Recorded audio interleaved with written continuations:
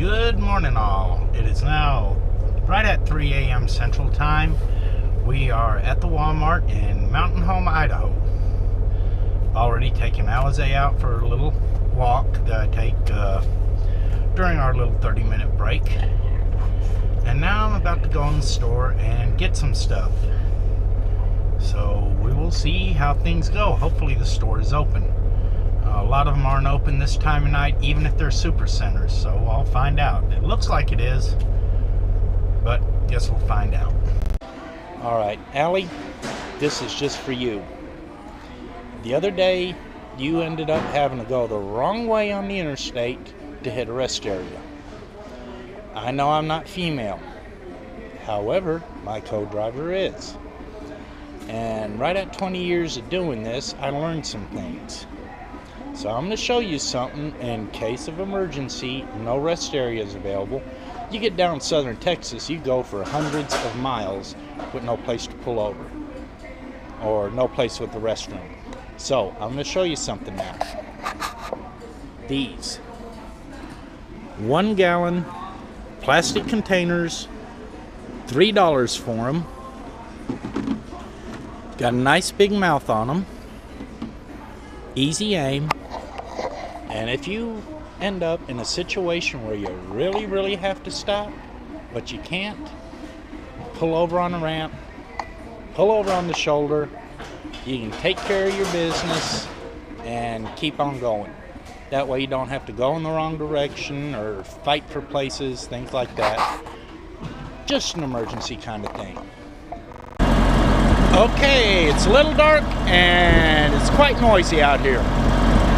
The other day, Trucker Josh was talking about reefers. So, I wanted to show you what they are. I drive a reefer truck. Okay, here goes.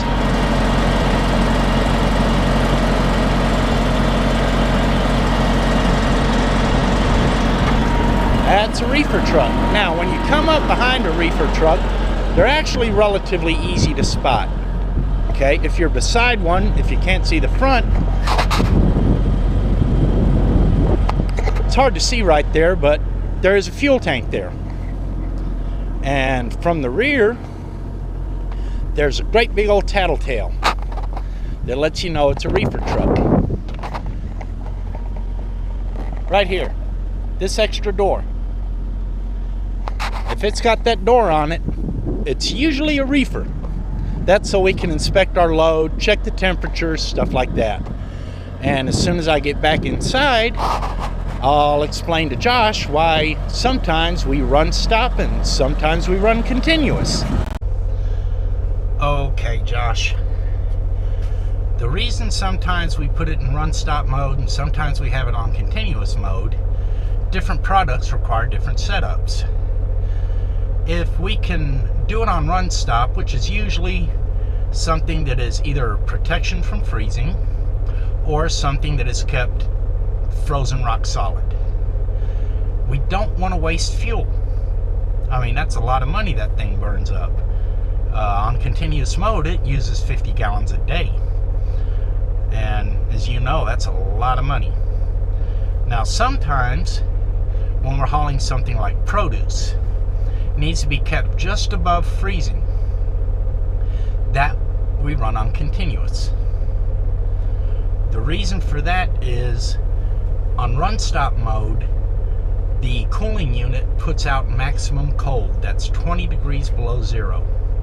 And at the maximum cold setting, this is on the older units, it ran maximum cold. On the maximum cold setting, it put out 20 below zero, so you'd freeze the top layer of produce before the bottom got cool.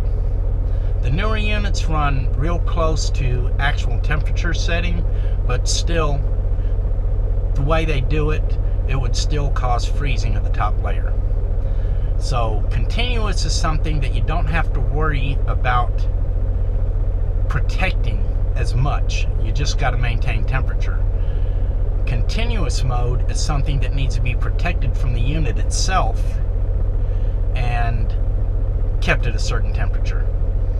Now, calling them a reefer is not always accurate. In the wintertime, we can haul things like automotive paint. I've hauled that before.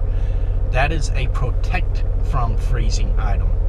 So we keep it 60 degrees or above, and that way it won't freeze in the wintertime.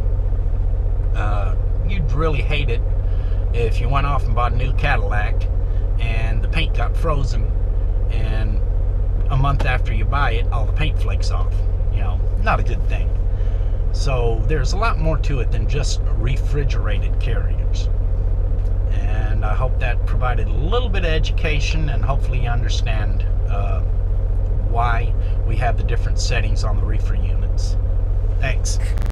Okay, back on widescreen mode for this little quick demo. This one is directed primarily to Jade and John. Plastic container, mustard. Now, on a previous video, you commented about unscrewing the cap because of pressure buildup when you change altitude. Don't do that. Okay? It's not necessary. When you close it, just squeeze it a little bit. Sorry. Squeeze it a little bit, shut your lid. Okay? That way, if there's any expansion, the container has room to expand and it won't build up pressure. So you don't have to go through the hassle of unscrewing and screwing back. Just a little squeeze, snap the lid shut, and you're done. Okay, I'm closing out the day. We are in Snowville, Utah. We've got a little ways to go, about another 1,700 miles roughly. We'll be there tomorrow evening. Got until Friday to get there. Today is Tuesday, so we'll be there early. Probably going to take this to the yard and drop it and pick up another load heading west. So we'll see how that goes. Hopefully all will go well on that and we can turn some serious miles this week. And I hope you all have a good day. Like if you like it.